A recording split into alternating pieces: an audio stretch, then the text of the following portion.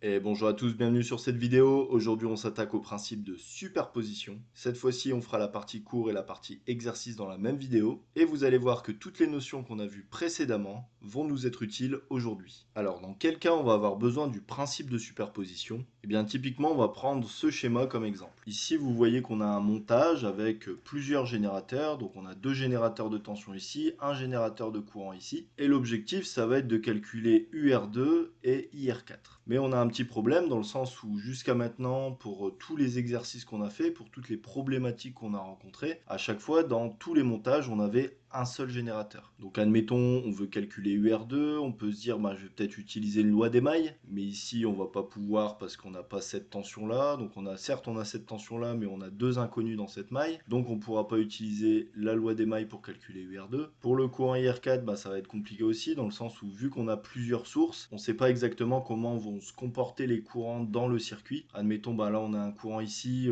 comment il va se répartir entre là et là. On va avoir un courant qui va être généré ici dans cette maille, mais pareil, on ne sait pas comment il va se répartir. Est-ce qu'il va partir par là? Est-ce qu'il va partir dans l'autre sens? Et donc là, on est un peu coincé. On peut ni utiliser une loi des nœuds, ni un pont diviseur de tension, ni un pont diviseur de courant. Donc on est bloqué. Donc que dit le principe de superposition? Eh bien, dans un circuit comme celui-ci, en fait, on va raisonner générateur par générateur. Dans le sens où on va inhiber les deux autres générateurs, de manière à faire les calculs avec uniquement ce générateur. Donc on va calculer UR2 et IR4 comme si ces deux générateurs n'existaient pas. Et une fois qu'on aura calculé ces valeurs, eh bien on passera au générateur 2, puis au générateur 3. Donc comment on va faire ça? En fin de compte, quand on va vouloir inhiber un générateur, lorsqu'on a un générateur de courant, on va le remplacer par un circuit ouvert. Et lorsqu'on a un générateur de tension, on va le remplacer par un fil. De cette manière, si on revient à notre schéma, on va commencer par le premier générateur, donc ce générateur de tension. Eh bien, on va remplacer ce générateur de courant par un circuit ouvert et ce générateur de tension par un fil.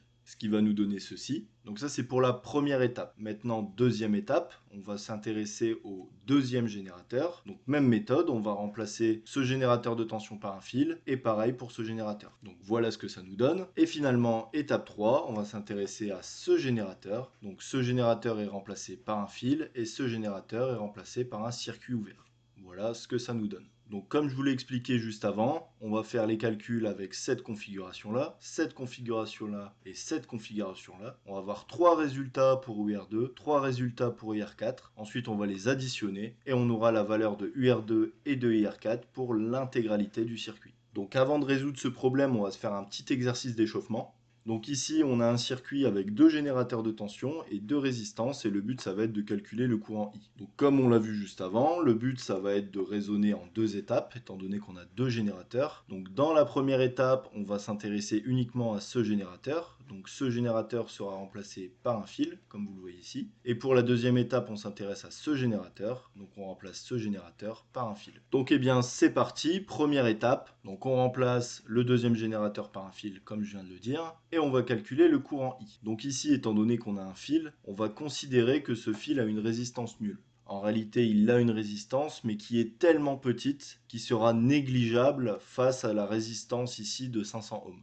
Donc considérons que ce générateur va nous fournir un courant de 30 mA. Ce courant va parcourir cette branche, arriver au niveau de ce nœud, et il va avoir deux chemins qui s'offrent à lui. Donc soit il va par là, soit il va par là. Donc ça, logiquement, ça doit vous rappeler quelque chose, à savoir le pont diviseur de courant. Et donc pour calculer le courant I1, on va multiplier le courant général par la résistance dans laquelle le courant ne va pas circuler, divisé par la somme des deux résistances. Ici, étant donné que la résistance est égale à 0, on va avoir cette opération. I1 est égal à 0,03 fois 0 sur 500. Et donc, on ne va pas avoir de courant qui va circuler dans la résistance de 500 ohms. Alors, ça se comprend parce que là, on a fait une représentation avec une résistance de 0 ohms. Mais en réalité, c'est ce qu'on appelle shunter une résistance. Vous vous souvenez, dans la toute première vidéo, sur la vidéo qui s'appelait les bases, je vous avais expliqué que le courant c'était un feignant, dans le sens où le courant va emprunter le chemin le plus facile pour circuler. Et ici, il y a le choix entre un chemin avec 500 ohms et un chemin avec 0 ohms. Donc bien évidemment, la totalité du courant va passer par ce chemin. Et donc on n'aura pas de courant qui va circuler dans cette résistance. I1 est égal à 0.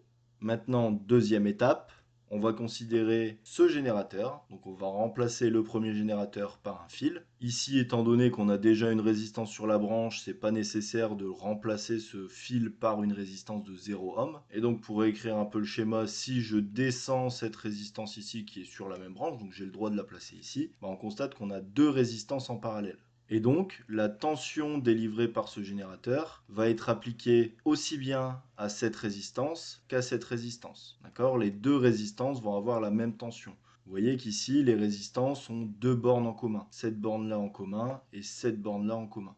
Maintenant, on voit qu'ici, on a une tension et une résistance, et donc on va pouvoir calculer le courant I2 à travers la loi d'Ohm. U égale RI, donc I2 est égal à U sur R. On sait que U est égal à 9 volts. Attention, on se rappelle des conventions générateur-récepteur. Ici, le courant est dans le même sens que la tension, donc on va mettre un signe moins au niveau de la tension pour respecter la convention récepteur. Et la résistance est égale à 500 ohms, donc moins 9 divisé par 500 est égal à moins 18 mA.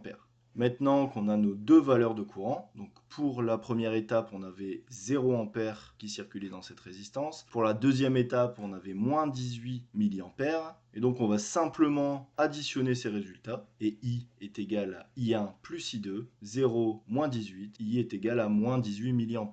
Bien, maintenant qu'on a un peu mieux compris le principe de superposition, on va pouvoir s'attaquer à notre exemple initial et pouvoir résoudre ce problème. Donc je le rappelle, le but était de calculer la tension UR2 et le courant IR4, ici et ici. Problème, on a trois générateurs dans le circuit. Dans l'état, on ne peut pas calculer ces valeurs. On va raisonner générateur par générateur de manière à avoir trois valeurs pour UR2 et trois valeurs pour IR4. À la fin, on les additionne et on aura leur valeur totale. Donc c'est parti, première étape, on va considérer ce générateur. Donc on va remplacer notre générateur de courant par un circuit ouvert, notre générateur de tension par un fil. On se retrouve avec ce schéma. Donc lorsqu'on a quelque chose comme ça dans un circuit, on sait que dans tous les cas, il n'y aura pas de courant qui va circuler ici, étant donné que le circuit est ouvert. Donc ces petits bouts de fil, on peut les enlever. Donc on va commencer par vouloir calculer la tension UR2. On voit que la tension UR2 est appliquée entre ces deux points et que cette branche ici va partager la même tension. On voit qu'elle part de ce point-là et elle va revenir sur ce point-là. On constate également qu'on a deux résistances en série, donc on va vouloir faire une résistance équivalente. Étant donné qu'elles sont en série, on a juste à faire 100 plus 200 pour avoir la résistance équivalente. Et de cette manière, on va pouvoir réécrire notre schéma de cette manière afin d'avoir deux résistances en parallèle avec la même tension. Maintenant, on n'a plus qu'à faire la résistance équivalente de ces deux résistances en parallèle. On se rappelle de la formule sur les résistances équivalentes. Lorsqu'on a deux résistances en parallèle, on va les multiplier entre elles et les diviser par la somme des deux. Donc c'est ce qu'on a fait ici. 300 fois 1000 divisé par 300 plus 1000. Et donc on a une valeur de résistance équivalente de 230,8 ohms. De cette manière, on arrive à un schéma de ce type. Et là, normalement, vous reconnaissez l'outil qu'on va utiliser. C'est bien évidemment le pont diviseur de tension.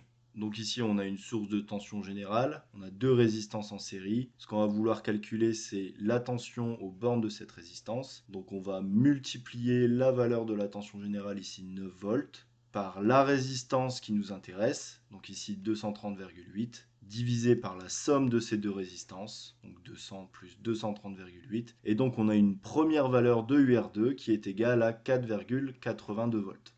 Très bien, maintenant on va vouloir calculer le courant IR4. Donc le courant IR4, on va imaginer qu'il va arriver d'ici. Il va parcourir cette première résistance, continuer son chemin, parcourir cette deuxième résistance. Donc on est d'accord que le courant dans cette résistance et dans cette résistance est le même. Pareil, on va pouvoir faire la résistance équivalente. Elles sont en série, 100 plus 200. On a une résistance équivalente de 300 ohms. Ici, on voit que ces deux résistances sont en parallèle. Cette fois-ci, on connaît la tension UR2. Donc on va pouvoir la reporter sur cette résistance en parallèle. Si ici, cette résistance a une tension de 4,82 volts, alors ici, cette résistance aura la même tension. Et ainsi, on a une valeur de résistance, une valeur de tension. On va pouvoir simplement faire une loi d'Ohm. U égale RI, IR4 est égal à U sur R, est égal à 4,82 divisé par 300. On a une première valeur de IR4 qui est égale à 16 mA.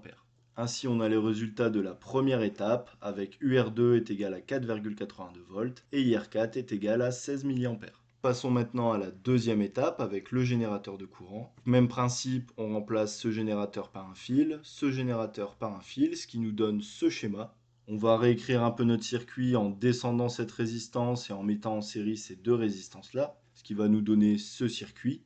On va vouloir calculer encore une fois la tension UR2. On constate que ces trois résistances sont en parallèle, donc elles vont avoir la même tension. Ainsi, on va chercher à faire une résistance équivalente.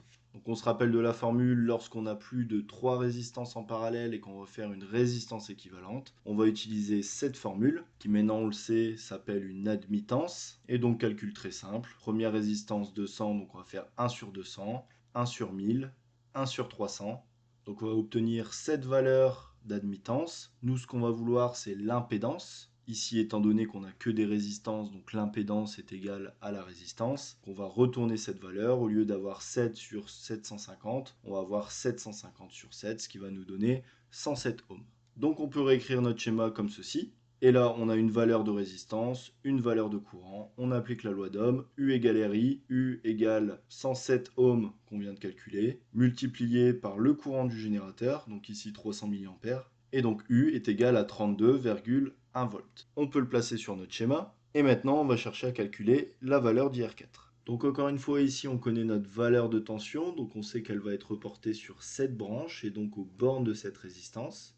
Et de cette manière, on va pouvoir effectuer la loi d'Ohm, donc U égale RI, IR4 est égal à U sur R. On sait que U est égal à 32,1 volts, R est égal à 300 ohms, et donc IR4 est égal à 107 mA. On peut le placer sur notre schéma, et donc on a terminé l'étape 2, à savoir avec UR2 est égal à 32,1 volts, et IR4 est égal à 107 mA. On peut passer à notre troisième et dernière étape avec ce générateur. Donc comme d'habitude, on va remplacer le générateur de tension par un fil et le générateur de courant par un circuit ouvert. On sait que ces fils, on peut les supprimer car il n'y aura pas de courant qui va circuler à travers. Ici, ces deux résistances sont en série, donc on peut faire une résistance équivalente. 100 ohms plus 200 ohms est égal à 300 ohms. Ici, nous avons deux résistances en parallèle qui vont avoir pour tension UR2. Donc on peut faire une résistance équivalente. On les multiplie entre elles et on les divise par la somme des deux résistances. 200 fois 1000 divisé par 200 plus 1000, qui va nous donner une résistance équivalente de 166,7 ohms. De cette manière, vous le voyez apparaître, on va pouvoir appliquer un pont diviseur de tension. On va réécrire légèrement le schéma pour avoir la forme habituelle. Donc ici, on a juste retourné le générateur. Si je reviens en arrière, on a la tension qui est vers le bas. Si je le réécris comme ceci, on a la tension vers le haut. Donc on va écrire moins 24 volts au lieu de 24 volts. Et donc c'est parti, on applique notre pont diviseur de tension. Donc on multiplie par la tension d'alimentation générale. Ici, c'est moins 24 volts, multiplié par la résistance qui va nous intéresser. Donc ici, on cherche la tension aux bornes de cette résistance. Donc on va mettre au numérateur la valeur de cette résistance et on divise par la somme des deux résistances. Ce qui nous donne finalement UR2 est égal à moins 8,57 volts. On peut passer maintenant au calcul de IR4. Donc encore une fois, ces deux résistances sont en série, donc on peut faire une résistance équivalente. 100 plus 200 ohms est égal à 300 ohms. Ces deux résistances sont en parallèle, on vient de le calculer, la résistance équivalente est égale à 166,7 ohms. Maintenant, cette fois-ci, on veut calculer IR4, donc on est d'accord pour dire que IR4 va arriver d'ici, traverser cette résistance, puis cette résistance, donc le courant dans les deux résistances sera identique. On peut donc faire une résistance équivalente avec ces deux résistances. Elles sont en série, donc on a juste à les additionner, 166,7 plus 300 ohms, qui nous fait une résistance équivalente de 466,7 ohms. On sait que la tension aux bornes de cette résistance est 24 volts. On vérifie que la convention récepteur est bien respectée. Cette fois-ci, la tension est dans ce sens, le courant est dans ce sens. On respecte bien la convention récepteur. On peut donc appliquer une loi d'Ohm. U égale RI, IR4 égale U sur R. U ici est égal à 24 volts. R est égal à 466,7, ce qui nous donne un courant IR4 de 51,5 mA. On peut les placer sur notre schéma. Donc pour la troisième et dernière étape, on a une valeur de UR2 de moins 8,57 volts et une valeur d'IR4 de 51,5 mA. On arrive au bout de notre exercice, donc qui était de calculer la tension UR2 et le courant IR4 dans ce circuit.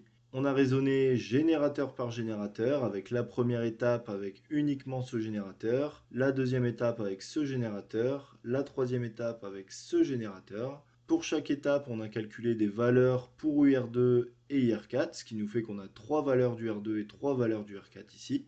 Maintenant, il nous reste à additionner ces 3 valeurs. Donc pour avoir la tension UR2 dans ce circuit, il va nous suffire de faire 4,82 plus 32,1 moins 8,57, ce qui va nous donner 28,35 volts. Et pareil pour IR4, ce qui va nous donner 174,5 mA.